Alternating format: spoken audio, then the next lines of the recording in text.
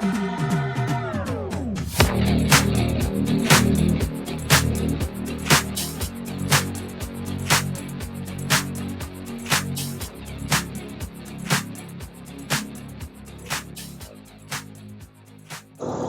back to the channel. Today we've got the 2023 M2 in Zandvoort blue. Hopefully I pronounced that correct, but it's named after the F1 racetrack in the Netherlands, I want to say.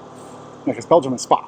So this was a customer ordered M2, like most, if not all of our M2s that have been shown on the channel have been, and that person backed out when the car went into production, and it is extremely lightly spec'd, so you should be able to tell right now from the front. You can see the headlights are not the full LEDs. You will have to get the lighting package, which I think is the must-have, or one of the must-have options on the car. I'll discuss what I would spec.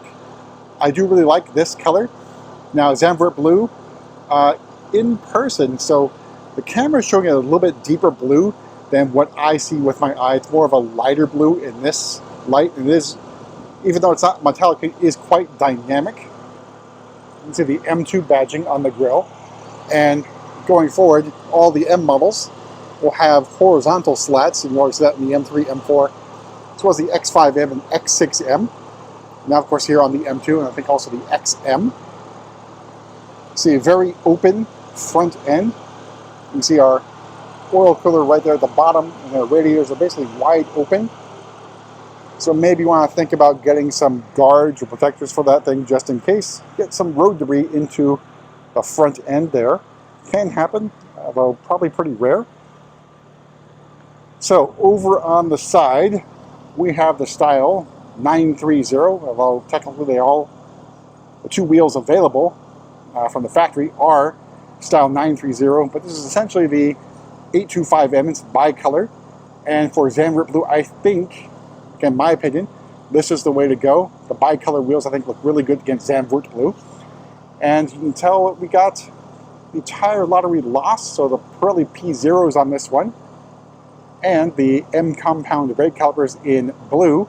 You notice the car is sitting lower, and that's because we added the M performance suspension to this, which I think technically is a height adjustable suspension. There's no true coilover on this one here, but you see the ride height is definitely lowered. The wheel gap is basically gone. I believe the drop is between 10 and 30 millimeters.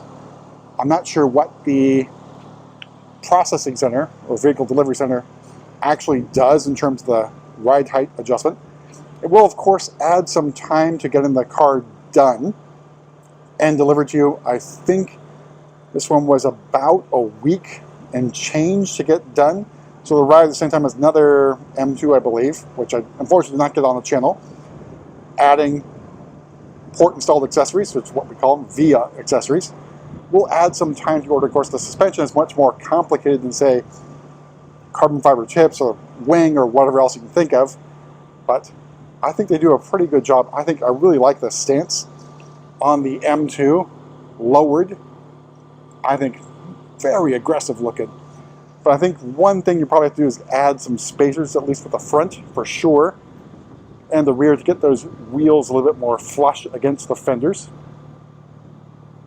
Then out back, we've got our M2 badging in chrome.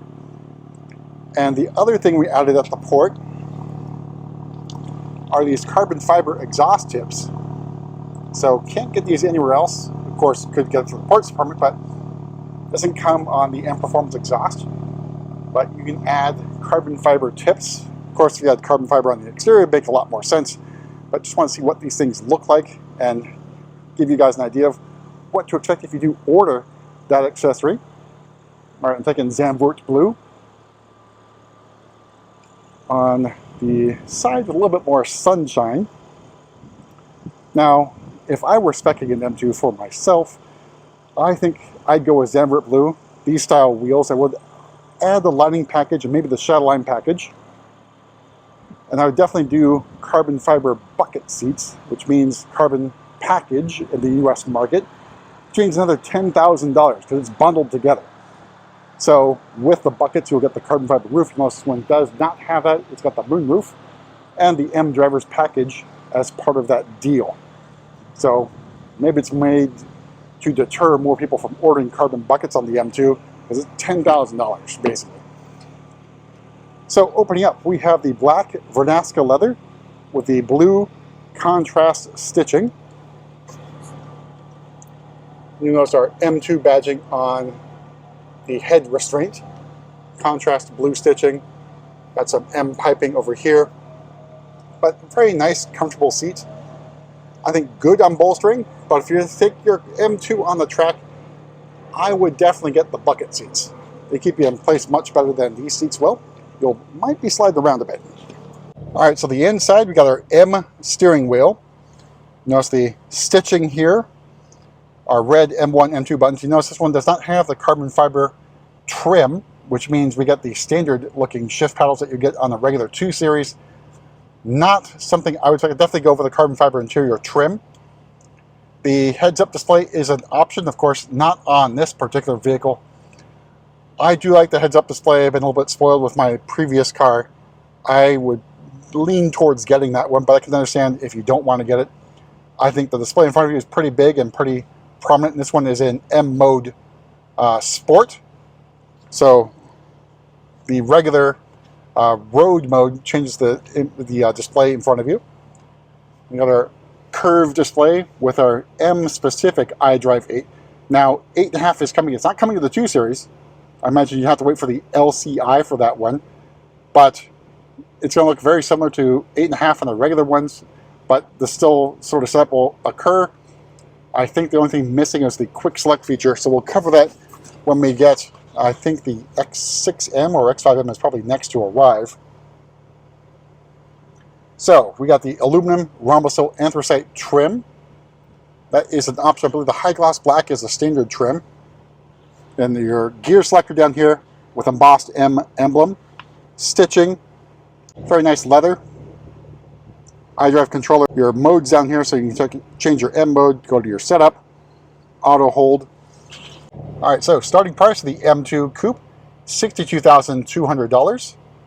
Zandvoort Blue, being non-metallic, is included. The leather is also included. 8-speed automatic transmission. You can either choose that or the manual transmission at no cost. mDrive Professional is also included in the build. So heated steering wheel and the trim were the only 2 options selected by the customer. $200 for the heated steering wheel, $150 for the trim. And then the performance suspension for $2,820, and then $1,790 for the carbon fiber exhaust tips. All told, MSRP of just a little bit over $68,000. Of course, you can't go quite nuts with the carbon fiber buckets, as well as some other options. But definitely, I would get the buckets, means the carbon package, lighting package, shadowline package probably, heads-up display, technically to leave it. I think that's probably about the only options I would choose. I might consider the in-performance suspension, although it's not a true coilover. Alright, so let's hop in the very tiny back seat. So pull up on this lever. The seat should go forward a little bit. Got M stitching on the steering wheels. Got M stitching on the seat belts.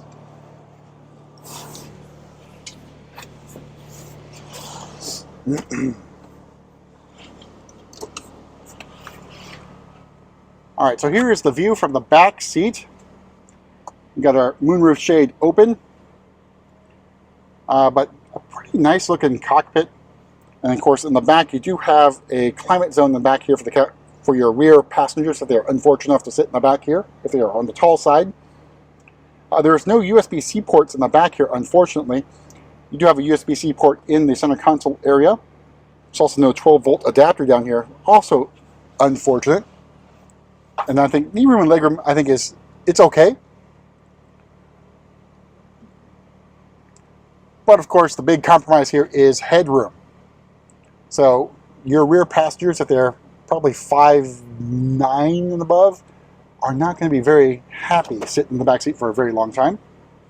All right, let's move to the back. And we've taken those really huge fender flares, front and rear, really prominent.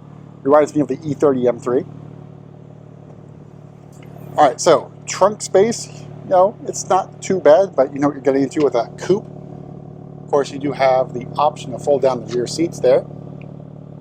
So the other one right there. Then your mobility kit is over here.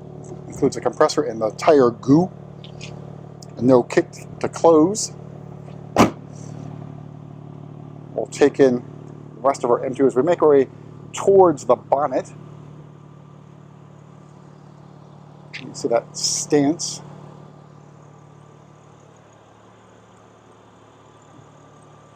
And definitely, you know, fairly aggressive front camber. So if it's anything like the M3, M4, it should be about negative 1.7 degrees of camber on the front.